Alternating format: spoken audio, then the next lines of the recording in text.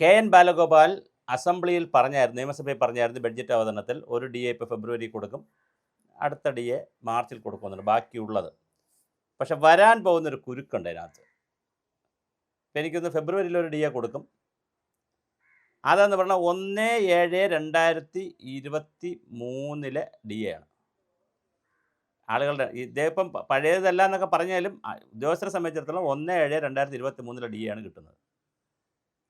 March മാസത്തിൽ ഒരു D എയോടെ കൊടുക്കാൻ സാധ്യതയുണ്ട്. അത് 1/7/2024 കഴിഞ്ഞാൽ 1/1/2024 എന്ന് പറഞ്ഞാൽ 2024 ഡി എയോടെ കൊടുക്കും. 1/7/2024 ശമ്പള കമ്മീഷൻ വരേണ്ടിയിരുന്നത് എന്ന് പറഞ്ഞാൽ 19/7/2024 പഴയ ശമ്പള കമ്മീഷൻ വന്നത്. അത് കറക്റ്റ് 5 വർഷം കൂടുമ്പോൾ 1/7/2024 ശമ്പള പരിഷ്കരണം വരേണ്ടത്. പിന്നെ 24 പിന്നെ 25 ആദ്യമുണ്ട്, 25ൻ്റെ രണ്ടാം പാതിയിലുള്ളതുണ്ട്, 7 മാസത്തിലുണ്ട്, 26 ഇത്രയും ഉണ്ട്. അപ്പോൾ 3%, 3%, 3%, പിന്നെ 2%, 2%, ഇപ്പോൾ 2%ആണ് വീണ്ടും ഡി എ. അപ്പോൾ ആദ്യത്തെ 3%, അതായത് 1/7, ഞാൻ മാസം ആദ്യം പറഞ്ഞല്ലോ ഒന്ന് പറയാം, 1/7/2023 3% ഫെബ്രുവരിയിലും 1/1/2024 മാർച്ചിലും കൊടുക്കും. അപ്പോഴത്തേക്ക് ശമ്പള പരിഷ്കരണ കമ്മിറ്റി വെച്ച് കഴിയും. ശമ്പള പരിഷ്കരണ കമ്മിറ്റി വെച്ചാൽ പിന്നെ 1/7/2024 മുതലുള്ളത് കൊടുക്കണ്ട, സാങ്കേതികമായി കൊടുക്കണ്ട. ശമ്പള പരിഷ്കരണം അന്ന് മുതലുള്ളത് കണക്കാക്കാനാണ് പറയുന്നത്.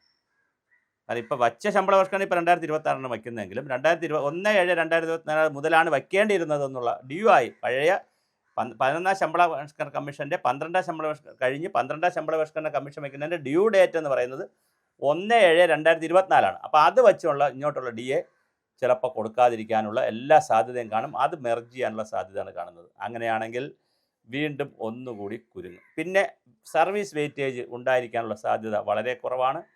അതേസമയം ഫിറ്റ്മെൻറ്റ് അലവൻസ് കൊടുക്കും. ഫിറ്റ്മെൻറ്റ് അലവൻസിനെ സംബന്ധിച്ചിടത്തോളം 15% അത് 12%, 10%, ഇപ്പോൾ 10%ലാണ് നിൽക്കുന്നത്. നേരത്തെ ഒരു 18% വരെ ഉണ്ടായിരുന്നു ഒരു ഘട്ടത്തിൽ, 10%ലാണ് നിൽക്കുന്നത്. അപ്പോൾ ഫിറ്റ്മെൻറ്റ് അലവൻസ് 10% കൊടുക്കത്തുള്ളൂ. ഡി എ ഞാൻ ഈ പറഞ്ഞതുപോലെ ഇങ്ങോട്ട്, അതായത് 1/7/2024 മുതലുള്ളത് 1/7/2024, 1/1/2025, 1/7/2025, 1/7/2026 ഒരു 4 എന്ത് സംഭവിക്കുമെന്ന് നമുക്ക് ഇപ്പോൾ പറയാൻ കഴിയാത്ത ഒരു സ്ഥിതിയാണ് ഇപ്പോൾ നിലവിലുള്ളത് ഡി എയെ സംബന്ധിച്ച്. ശമ്പള പരിഷ്കരണത്തെ സംബന്ധിച്ചും 3 മാസം കൊണ്ട് പറ്റില്ല എന്നാണ് പറയുന്നത്. പക്ഷേ കമ്മിറ്റി വച്ചാൽ പറ്റുമെന്ന് ഒരു അഭിപ്രായം വന്നിട്ടുണ്ട്.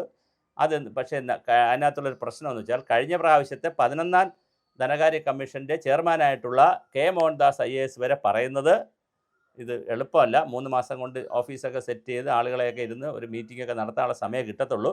പിന്നെ ഒരുപാട് പ്രോസസ്സ് ചെയ്യേണ്ടതുണ്ട്. അത്രയും പ്രോസസ്സ് ചെയ്താൽ മാത്രമേ നമുക്ക് കിട്ടുകയുള്ളൂ. അത് കിട്ടാനുള്ള സാധ്യത വളരെ കുറവാണെന്നാണ് നിയമവിദഗ്ധരും സാമ്പത്തിക വിദഗ്ധരും പറയുന്നത്. പക്ഷേ നമുക്ക് അറിയില്ല, തെരഞ്ഞെടുപ്പാണ് വരുന്നത്, അതുകൊണ്ട് ഒരു പക്ഷേ നേരത്തെ കൊടുത്തിരിക്കാൻ സാധ്യതയുണ്ട്. എന്തായാലും പക്ഷേ ഞാൻ പറഞ്ഞൊരു ടെക്നിക്കൽ ഹിച്ച് കയറി വരും, നിയമപരമായ ഒരു ഹിച്ച് കയറി വരും. ആ കയറി വന്നാൽ എന്തെന്നറിയില്ല. പക്ഷേ ഫെബ്രുവരി 22 കോടതിയിൽ ഈ കേസ് കിടപ്പുണ്ട്. അവിടെ ഇനി എന്താണ് പറയാൻ നമുക്കറിയില്ല. നേരത്തെ അവകാശമല്ല എന്ന് പറഞ്ഞിട്ടുണ്ട്. അവിടെ ഇനി എന്താണ് ഗവൺമെൻറ് പറയുക എന്ന് നമുക്ക് ഇപ്പോൾ അറിയത്തില്ല.